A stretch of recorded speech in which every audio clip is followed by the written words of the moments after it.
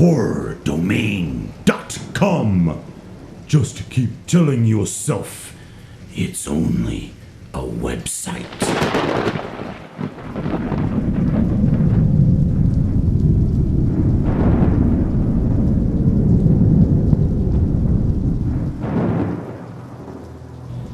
For those of you who either are already into pop collecting or want to start at a little higher of a level, here's some cool stuff that, we're talking around $500, maybe less. This is the Hero animatronic crocodile used in Jumanji. This is the actual one that is prominently used as he wrestles it on the bank there. This here is the Hero animatronic bat they used in From Dusk Till Dawn 2. As you can see, he's mostly supple, but right here in the elbows, he's a bit dry.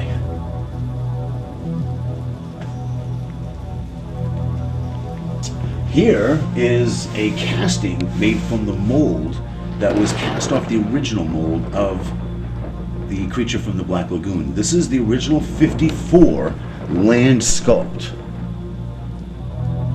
which I've seen other ones like this, but they've been copies of copies of copies to the point where they've degraded. This is a first generation pull. Now, over here, the recent movie from The Day the Earth Stood Still, I have actually 3 of them, which, if you look over there real quick, that's the first one where he has shot Keanu Reeves in the biosuit. I haven't seen the film. But this is the second one used in the surgery scene, which they kind of cut it down, but you can see these 3.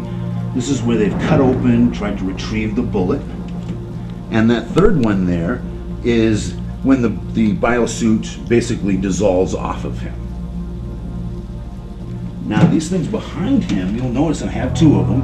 These are the tachyon emitters that they carried through as the Fantastic Four to catch the Silver Surfer. Things like this, I've sold a few of these buildings. These are miniature buildings from Escape from New York. Now here, these are from notable films, but they're not necessarily something somebody might collect. But the main value of props like this is if you're doing an indie film, have a haunt, or are doing some kind of student film, these make incredible money shot props. Check out this, for instance. You got a silicone skin that's over a polyfoam bust, so it'll last you a little while. Yeah, there's some scribbling over here, but you have all this area that you can stab it here, poke it there, carve something there, have a tattoo, get shot. This one prop could carry your entire film and just use it a couple different times for different money shots. Here's another one that is kind of notable. This is one of those, but was used in the new TV show True Blood, which shows a werewolf or vampire claw. But this one is a fiberglass, has a blood rig that goes to all 3 of them. Friends, to produce a prop like this, you're probably looking at about $5,000. Easy. That's something you can buy in my store for a few $100s. This is the most notable one here.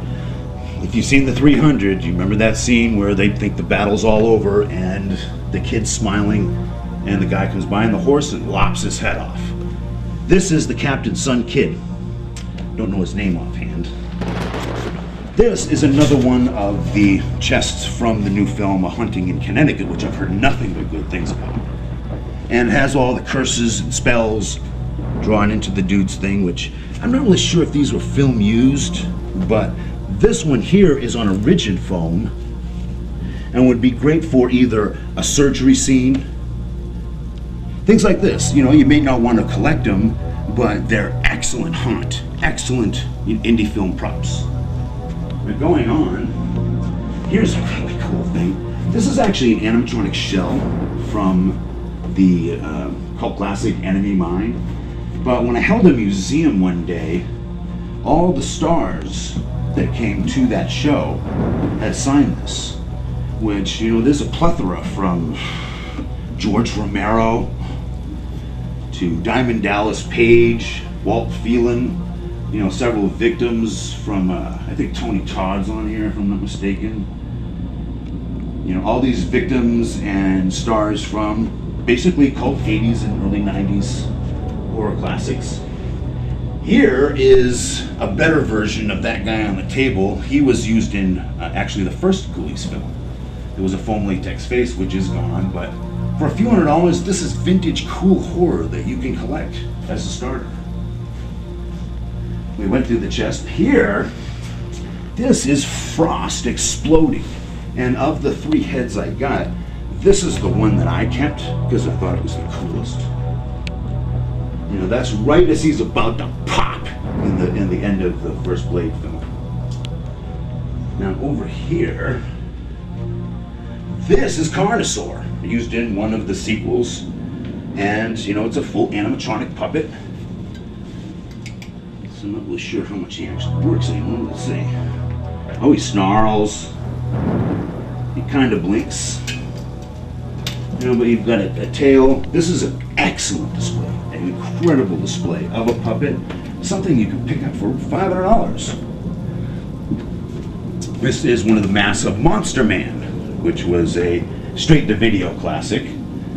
This is another head from that new movie, A Haunting in Connecticut, which shows, you know, the spells carved into the person. This is a Chucky box, which, you know, I have a couple of these, and they were film used in Child's Play 2. I think Ice Pirates, I can't tell you what this book was used in, but it's an incredible puppet that actually still works with the triggers. Has movement here. This was hand puppeted. That's an incredible display in person. Then we have, that's Anubis, which was the stunt or stand-in head used when in the Kingdom Hospital. You know, something like this. This is one of the 2, which I have the other one over there, but this is one of the 2 staffs used at the end of Jeepers Creepers 2 to kill the creeper. And on it you'll see, damn, another 23 years, Jonathan Breck. Here, we got a really cool, this was the only one of the stunt bugs from the last Starship Troopers movie that I actually was able to get together. You know, the other ones were all eviscerated to the point where there wasn't enough there. So you've got the main thorax with the jaw intact, and then you've got all 6 of the legs. It's stunt, and it's fragile, but I got it together, and it has stayed together, and it's for $500. That's an incredible display when it's together. Here is another one of the heads from Haunting in Connecticut, and there's the arms. You know, there's like a collection of those props I'd sell for a deal. This is one of the 3 gargoyles that were on the bridge in the movie Lady Killers, and you'll see this in every scene, as well as the close-up in the beginning, and in every scene that one of them kills the other. Well, friends, like I said, if you're already collecting props and want to add a centerpiece to your collection, or if you want to start and have something cool to get your collection going, here are some incredibly cool things, very noted items that you can pick up and add to your collection for a few $100 at horrordomain.com. HorrorDomain.com. Subscribe or suffer the consequences.